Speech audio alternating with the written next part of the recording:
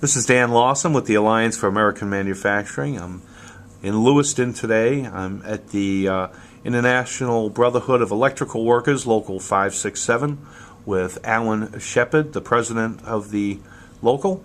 Allan, what I want to talk to you about today is what's going on in the paper industry. We have a trade case filed by three corporations, SAPI, New Page, and Appleton Paper, along with the I.B.E.W, on some unfair trade that is going on with the Chinese and Indonesia importing paper into the country.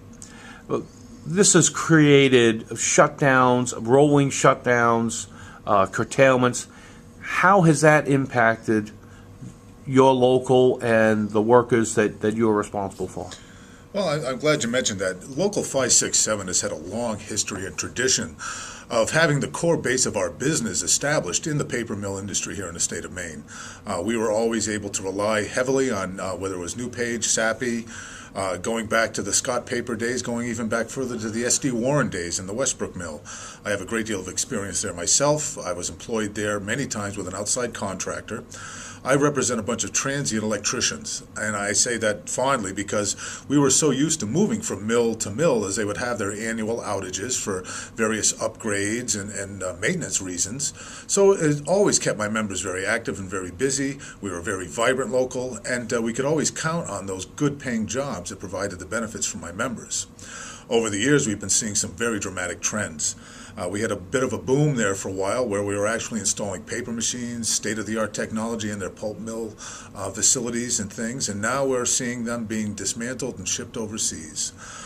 We're seeing these markets and these fellow workers in the mills being crushed by unfair practices and outside influences that are basically undercutting their ability to make a profitable paper product. And I find that, as a matter of fact, it was just a few years ago we applied for an ATA grant because it impacted my members so dramatically. It's caused us to have to do major shifts, and we've had to try to become very active players in various markets where, as I stated earlier, we were always a main player in the heavy industry here in the state of Maine. Now, in these two areas here in the state, you've got Rumford, where New Page is, and the Skowhegan area where the SAPI mill is. If something was to happen to these mills, whether it be a long extended downtime or if either of those mills closed, from your experience, what would be the impact to those communities and the surrounding communities if all of a sudden 700 or 800 workers are displaced? Well, you know, I could see just a devastating impact on all those peoples from the community because it's a pond effect, something like that. It's throwing the rock into a glassy, still pond and watch the ripple effect work out. We often look at loss of jobs in terms of the immediate employees that are discharged, but we fail to see the rest of the impacts, such as in my industry. When you talk about layoffs in a paper mill, you don't think of those transient electricians like my own people that I represent that had good paying jobs in that mill.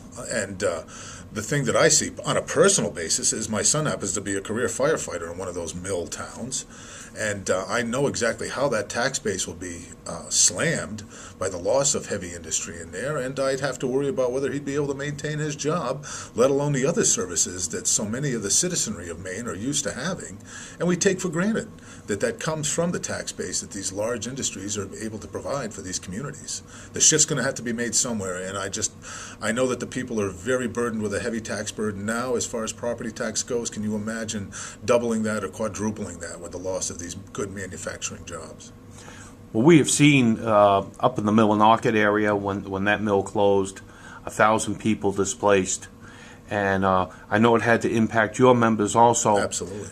But what we've seen is that families had to be uprooted, and does that happen with your people also? Well, you know, we represent a lot of members up in the Aroostook County area as well, and electricians that would always be able to rely and count on finding some work at Fraser Paper up there. And right now, the only opportunities we're seeing for work are in the southern Maine areas for what few jobs are available. So that means that these people would either have to have a disruption within their family unit where dad or mom would have to go out to work and try to support two households now, or the whole family's going to have to go, one or the other. And this great migration, we often talk about the brain drain here in Maine, about all of our brightest and smartest leaving this state. Well, the only thing that's going to support that is good paying jobs and an industry where they can hire these people that will keep them working. That's the key. Now, we've seen a trend here in Maine of manufacturing going, and the ripple effect, as you said, how it impacts everyone. Right now we have a case in front of the International Trade Commission and the Department of Commerce, the people who are going to make the decisions on these cases. If there was one thing that you could tell them about the trade and how it impacts the people and the communities of Maine, what would that one thing be to heighten the awareness to them of what this means to us? Well, you know, the American worker traditionally has always had a very strong work ethic, and we've proven that with our productivity. I mean, right now, the American worker is by far more productive than they were even 10 years ago. And the thing that I say is that we're not afraid of fair competition, and that's the bottom line, fair competition. We can handle it. We're the brightest. We can do this. We've got a good work ethic. But let's level that playing field off and remove the obstacles that are tying our hands behind our backs, such as subsidies from other governments that are supporting their industry and thus affording them to come down and undercut the good jobs that are provided by these manufacturers. Allan, I want to thank you for your time, and keep up the good work you people are doing. We'll do our part, you do your part. We all work together, maybe we can get something done here. That's the truth, and we're counting on that. Thank you.